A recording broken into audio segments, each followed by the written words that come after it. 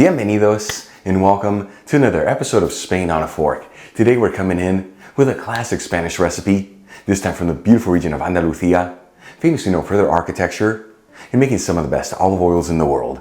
We're talking Spanish vinegar chicken. This is known as Pollo al Vinagre de Jerez. And I tell you, this dish is filled with so many great textures and flavors. It's easy to make, where there's no tricky techniques or weird equipment needed. And the best part, done in about 30 minutes. Folks, serve this chicken next to some roasted potatoes, a garden salad, and of course a bottle of Spanish wine. You're gonna have yourself a fabulous meal. This video is sponsored by Tienda.com. The Tienda is an online superstore focusing on selling all things Spain for your home and kitchen, and they've been around since 1996. And like I always tell you, they have the biggest selection of artisan Spanish ingredients like queso manchego, the famous jamón serrano and jamón ibérico, Marcona almonds, olives, the beautiful canned seafood from Spain, and all the basic pantry staples you need, such as sherry vinegar, which we're going to use in today's recipe, among so many other great ingredients.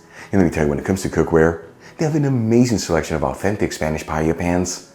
They range in size from 2 servings all the way up to 50 servings, and they even offer classic grilling systems. That way, you can always perfectly cook your paella. Folks, visit Tienda.com. Let them know Albert from Spain on a Fork sent you there. Make sure you use coupon code on a Fork during checkout for 10% off your order. All right, let's just jump right into this. I'm going to heat a large fry pan with a medium heat and add in a 1/4 cup of extra virgin olive oil, which is 60 milliliters.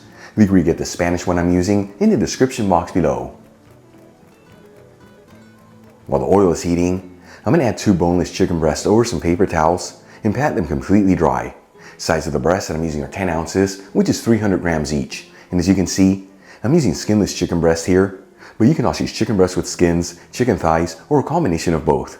And like I've told you before, if you prefer, you can prep your ingredients before heating the pan. Then we'll season the chicken breast with sea salt and freshly cracked black pepper, and you want to make sure to do this on both sides. And then we'll cut each chicken breast into chunks that are 4 centimeters thick, which is about 1 1/4 inches.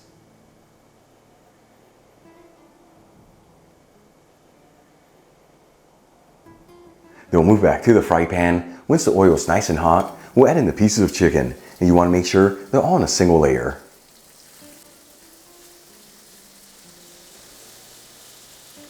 And we're going to go for 3 minutes per side here, until the chicken is lightly browned. At this stage, you don't have to fully cook it through.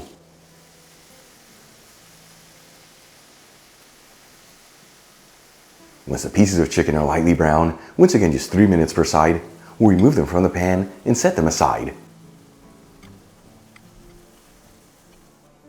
Now, using the same pan with the same heat, I'm going to add in 1 medium-sized onion that's been thinly sliced and 6 cloves of garlic that have been thinly sliced as well. You'll mix the ingredients around, that way they're all coated in the olive oil. And you want to make sure to scrape up anything that's left over from the chicken. And you don't have to mix this around continuously, but do get it every minute or so, that way everything evenly sautés.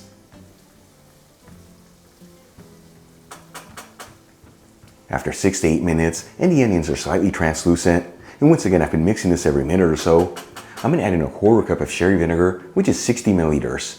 You can also use red wine vinegar here, or even apple cider vinegar.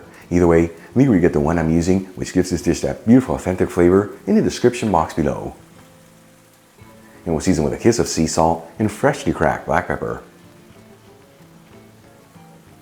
And we'll give it a mix until it's well mixed together, and then simmer it for a few minutes.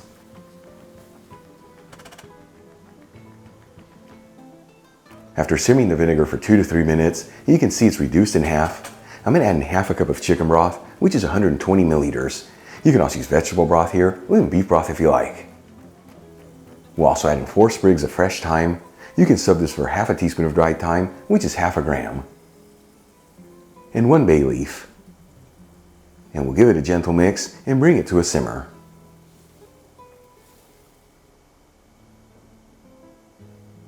Once it comes to a simmer, we'll add the piece of chicken and their juices back into the pan. And once again, make sure everything's in a single layer.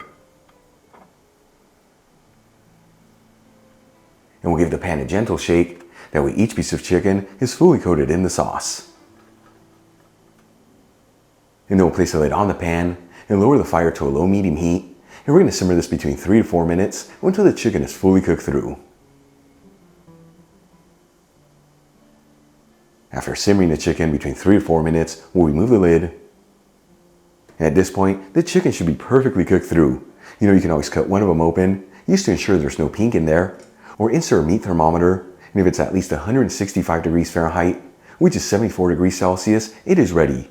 If you see that yours needs more time, you simmer for a bit longer. At this point, I'm going to remove the pan from the heat and transfer some of the mixture into a serving dish. And we'll top it off with some fresh parsley. Check it out, our Spanish vinegar chicken is done. Easy to make, restaurant quality presentation, and all done in about 30 minutes. Let's give this a try and see how it turned out.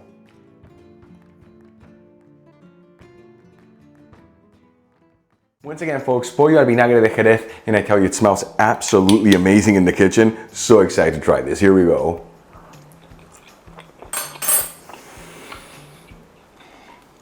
Where has this dish been my entire life? Check that out. Well, chicken is beautifully cooked. It's nice and tender, absorbed everything in the pan. The rest of the ingredients that pop of beautiful flavors, with the sherry vinegar really shining through, but it's not overpowering. Easy to make, simple ingredients. You're gonna try it home. Once again, next to some roasted potatoes, a garden salad, and of course a bottle of Spanish wine from the beautiful region of La Rioja. You have yourself a fabulous meal. Really quick before I go, a shout out to a couple of my patrons, Tamara Peace, Michael Elkent, and Beverly. And guys, thank you so much for being patrons of Spain on a Fork. You know how much I appreciate you. Enjoyed today's video, hit that like button, leave me a comment below. If you're not subscribed, don't forget to smash that subscribe button and click on the bell icon. That way you can get notified every time I release new content and to become a part of the Spain on a Fork family. Till the next time, hasta luego.